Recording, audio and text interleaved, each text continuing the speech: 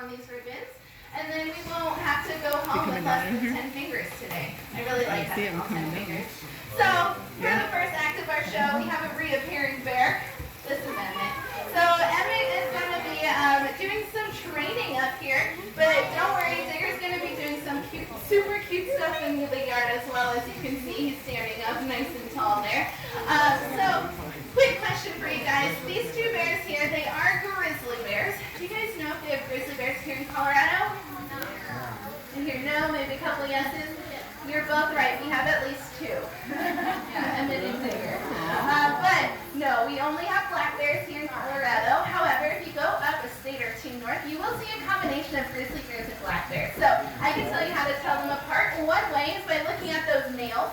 You see Kelsey is able to run her fingers along the edges of her hand. And I don't know if that sentence is right, but all she's leaving with is some mud, no blood. So they have really dull claws. They're also super long.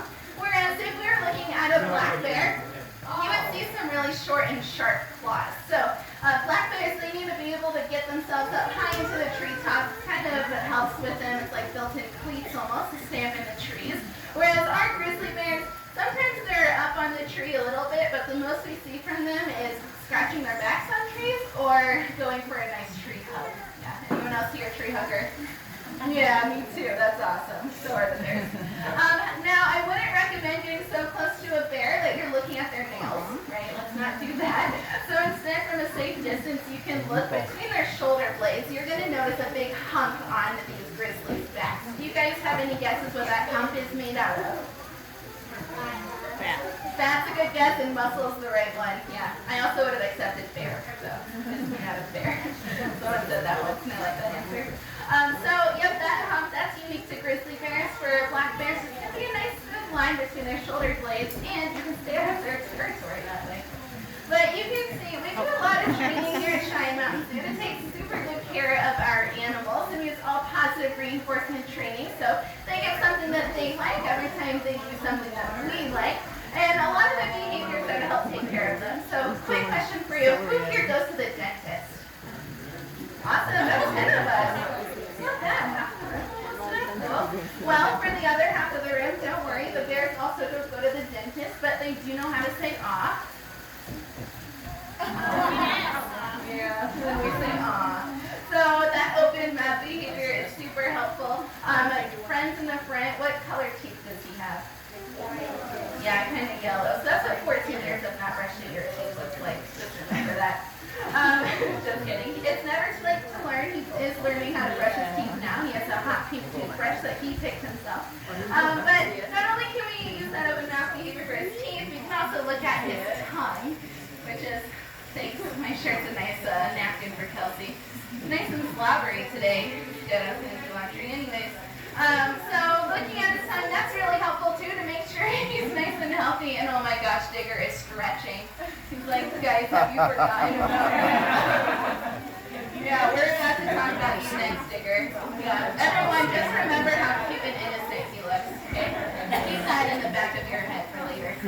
Okay, so now that we've seen some husbandry behaviors like being able to see his forehead, we can give them fly spray on their ears because the flies are kind of nuisances for animals this time of year.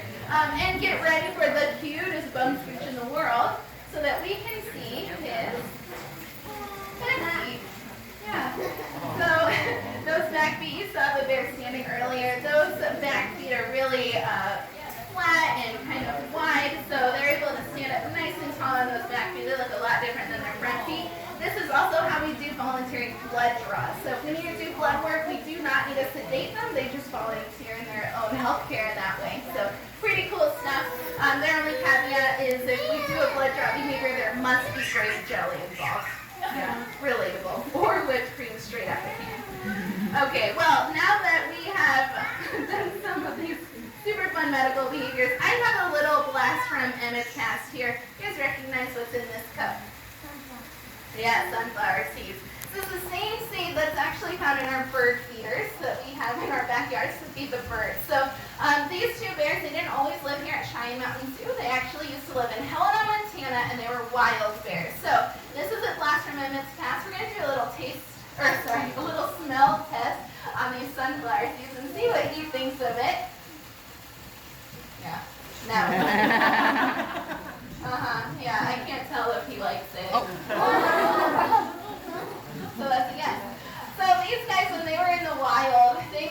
some not so great behaviors. They were taking one too many opportunities to get close to people, making people feel pretty uncomfortable. So they would find a bird feeder, say, and turn it into a bear feeder pretty fast. So if we had a 4-pound bag of black oil sunflower seeds, that's equivalent to about 28 candy bars calorically. So if you think about these bears, they're trying to amp up for winter, get as many calories as possible, and they find a bird feeder, they're definitely going to take advantage of it and have their fill, and they're not so nice on the bird feeders. So in the wild, they had a 3-strike rule where if they got too close to people 3 times, they were removed from the wild. So Emmett here, he would go after bird feeders, he would find trash cans, he would find dog food, and then let's remember that really innocent bear Digger over here. Look at that innocent baby. So Digger, his last strike before he was removed from the wild, he gave some of his pet goat a big bear hug. Oh. Yeah. We like to call him a real goat getter.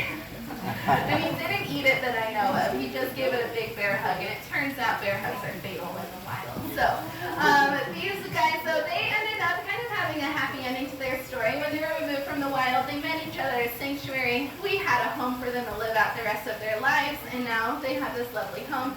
For most bears, it is an end-of-life sentence. So keep that in mind. If you have bird feeders in your backyard, bring those bird feeders in at nighttime. That's when bears are most active, and you guys can be some real bear superheroes and save a bear's life by doing that. All right, well, now that Emmett's had his fill of sunflower seeds, do you want to see him stretch it out? Yeah. Yeah, sometimes after a big meal, some yoga feels good. Yeah. And he's really taken it on his hamstring, too. He knows exactly how to stretch that hamstring. Oh, yeah. He's also groaning a little bit. I think it feels really good. So that behavior is really fun. We actually didn't teach him that one. That's a natural behavior bears do in the wild, and he taught us it. He learned how to train his zookeepers that day. He's like, all I have to do is stretch, and they throw goodies at me. It's so weird. Humans are so weird.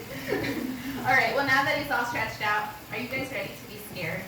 Yeah. Awesome. Okay, so who has seen a scary bear in a movie before?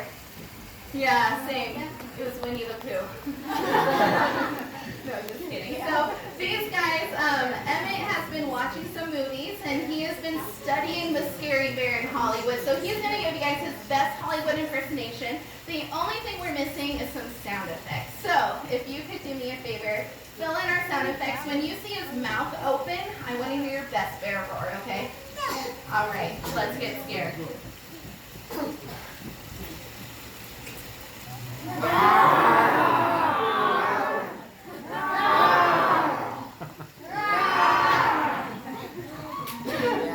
Wow, that was terrifying. All right, I didn't hear your guys' screams over those awesome bear roars. So I'm going to let you in on a little Hollywood secret. If you guys are ever hiking and you see a bear standing up, opening their mouth and swiping, look for the trainer. That doesn't happen in the wild. So a scary bear in the movies has a trainer off screen, and all those behaviors are being cued just like you saw from Emmett and Kelsey. But if you see a scary bear in the wild, it's not a bear standing up. That's just a curious bear trying to get a better look at their surroundings. A scary bear in the wild is going to be charging at you on all 4 feet. Yeah, so do you guys know how to keep a bear from charging? You just take your lady's credit card.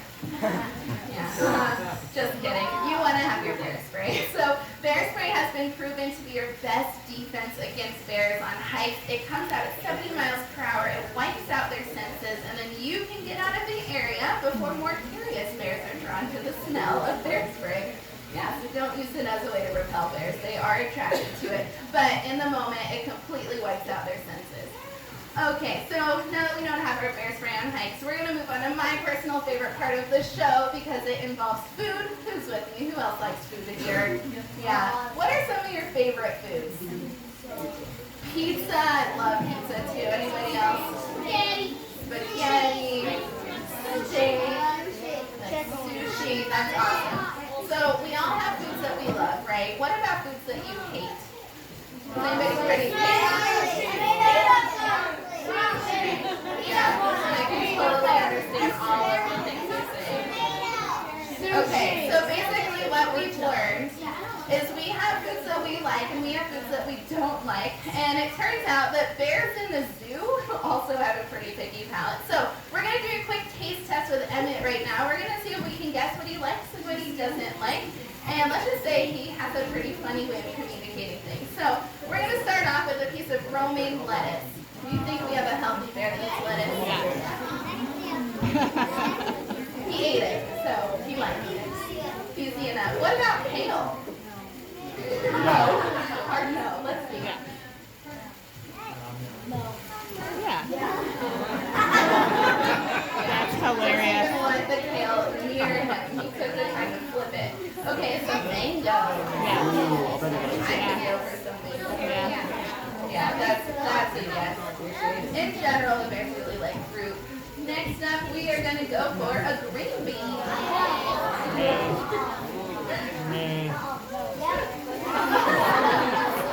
No. Oh, I really hope you guys are going to go with that table manners today. Sorry, parents. Next up, some green pepper. You're gagging.